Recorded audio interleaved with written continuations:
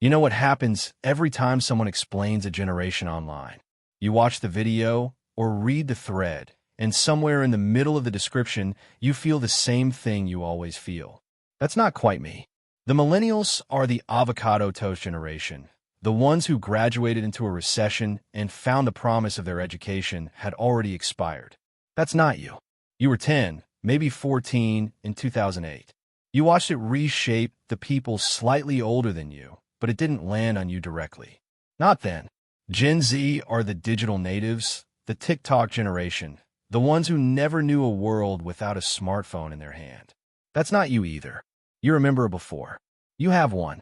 Something happened in your childhood that generations born after 1999 simply don't have access to, and you carry it the way you carry any early memory. Not always consciously, but constantly. Born between 1993 and 1998, you exist in a 5-year window that the major generational frameworks have never resolved cleanly. Pew Research Center places the millennial cutoff at 1996. Other researchers draw the line at 1997. Some institutions use 1995. The disagreement is itself the point. Nobody can settle on a boundary because the experience of the people living in that zone doesn't fit neatly on either side of it. Researchers and sociologists have started calling you Zillennials. Not a generation, a microgeneration, a cohort that straddled two fundamentally different psychological profiles, and in doing so, developed a third one that neither parent generation fully recognizes or claims. And the reason that position creates a specific kind of psychological weight is something most people have never examined carefully. Here's what nobody tells you about being born in that window. It wasn't just that the categories missed you. It's that every major structural disruption of the last 30 years hit you at the worst possible developmental moment. Different disruptions, different stages. And that sequence, not any single event, is what built the psychology you're walking around with right now. Picture this. You're 6, maybe 8 years old. It's a Saturday in 2001 or 2003. You wake up before your parents because you know what time the good cartoons come on, and missing them simply isn't an option. You pour your cereal and sit cross-legged on the carpet close enough to the television that someone older would tell you to move back.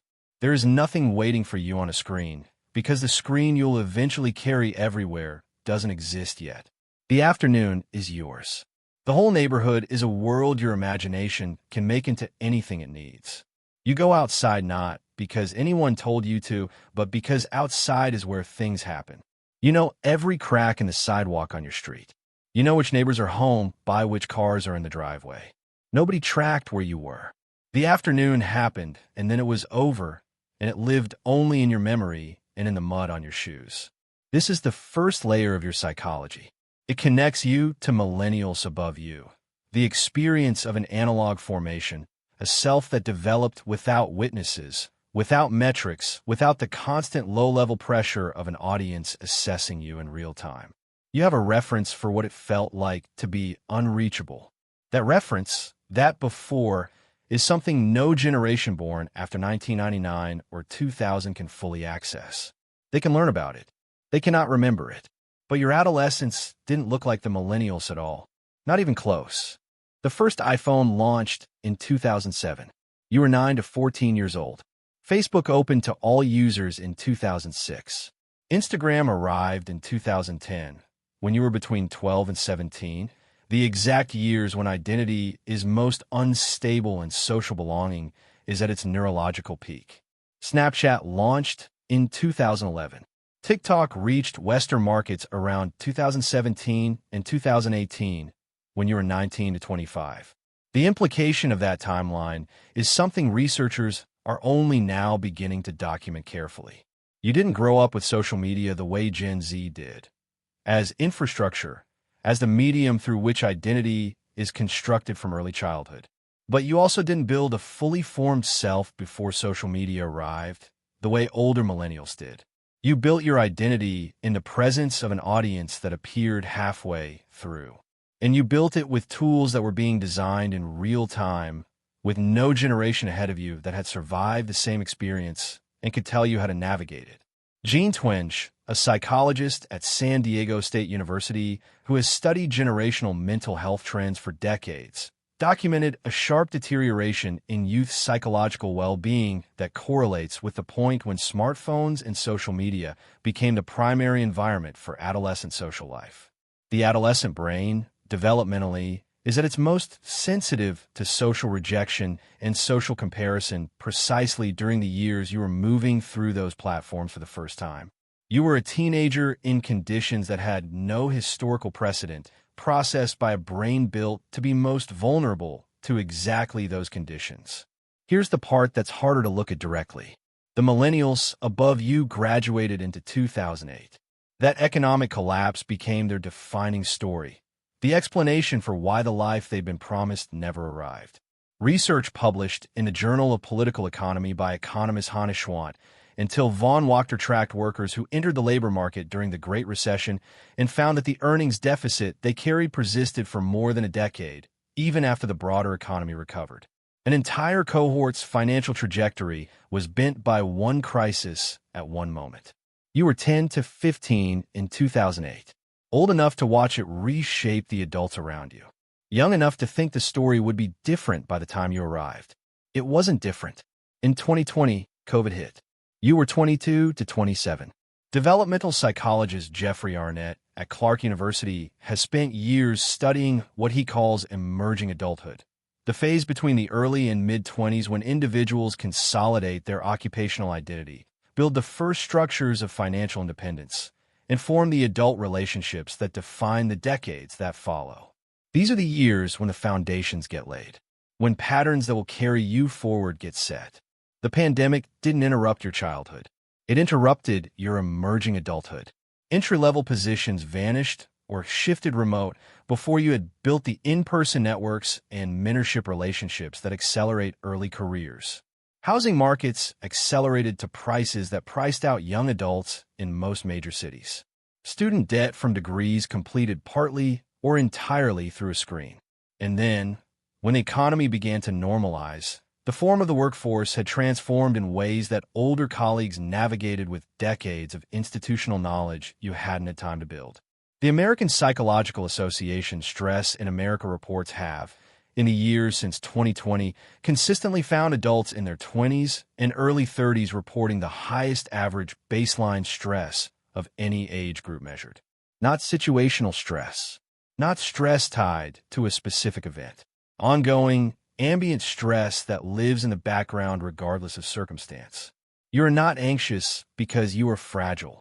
You are anxious because the sequence of disruptions you absorbed, timed to each developmental stage with a precision that somehow landed anyway, was genuinely harder than it needed to be. But here is where the picture changes. Researchers who study what they call bicultural competence, the psychological skills built by people who have had to navigate between two genuinely different cultural frameworks, consistently find that moving between systems that don't naturally connect develops something specific. Something that doesn't develop in people who spend their entire lives inside one coherent cultural logic. They describe it as cognitive flexibility, the capacity to hold contradictory frameworks simultaneously, to switch modes of processing without losing coherence, to function in environments that don't share a common foundation. You do this constantly. You do it without thinking about it. When you're in a conversation with someone born in 1984, you understand the references they're making in your body, not just your head, because you have the same analog touchstones from childhood.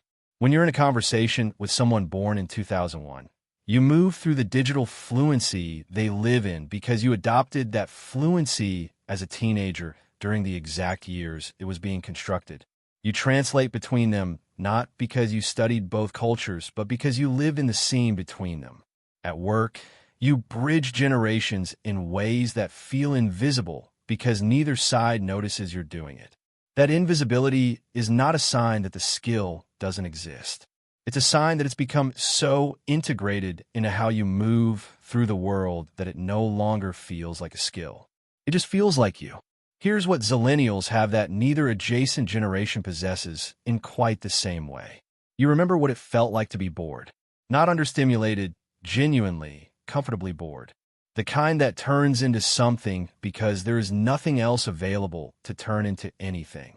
You learn to think before Google arrived, and then you learn to use Google, and you understand the difference between those two modes in a way that actually matters when the tool isn't available or isn't the right one. Gen Z, in many cases, doesn't have access to that first mode in the same way. Older millennials have it, but are sometimes slower in the second. You hold both, and you move between them without noticing the transition. You also know what privacy felt like as a lived experience, not as an abstract concept. You had years of childhood and early adolescence where your worst moments didn't circulate, where embarrassment had a ceiling, where failure simply ended instead of becoming a permanent record attached to your name. That memory gives you a relationship with your own impermanence that is different from someone who developed entirely in public. You know, in your body, that you can be wrong and not be defined by it forever. Psychologists who study resilience use the term post-adversity flexibility to describe something specific, not just the ability to survive difficulty, but the ability to function better under novel adversity, because prior disruptions have already proven that the ground can shift and you can keep standing. COVID was not the first time you adjusted to a world that moved without warning. It was the most visible version of something you had already been doing your entire adult life. Here's what I want to say directly to you. The reason belonging has always felt slightly out of reach isn't something you did wrong. It's structural. The generational categories that exist were drawn for experiences that don't fully describe yours. You're trying to find yourself on a map built for neighboring territories, not the actual ground you're standing on. But consider what navigating without a ready-made map actually builds. People who learn to orient by internal markers instead of external ones develop a relationship with identity that doesn't depend on a label confirming it's legitimate. You know who you are not because a generational framework named it, but because you built it yourself out of pieces that didn't obviously fit together across a period when the world kept moving before you had finished settling. You carry two worlds. The one that taught you what presence felt like before presence became content, and the one you entered as a teenager while it was being constructed around you. Both of those things are real. Both of them shaped you. And the space between them, the exact space where the labels run out, is where this specific psychology lives. Drop your birth year in the comments. Let's see how many of us exist in this window, carrying this combination of before and after, quietly bridging worlds that don't acknowledge each other. Subscribe if you want to keep exploring what your cohort was never quite taught about itself, because there's an entire architecture behind what you've been feeling, and it deserves to be named. The next video goes into why Zillennials handle identity differently than any generation on either side, and why researchers are only now beginning to measure what that actually looks like. You don't belong to either world. You understand both of them better than either one understands itself. And that, it turns out, isn't a gap. That's the whole point.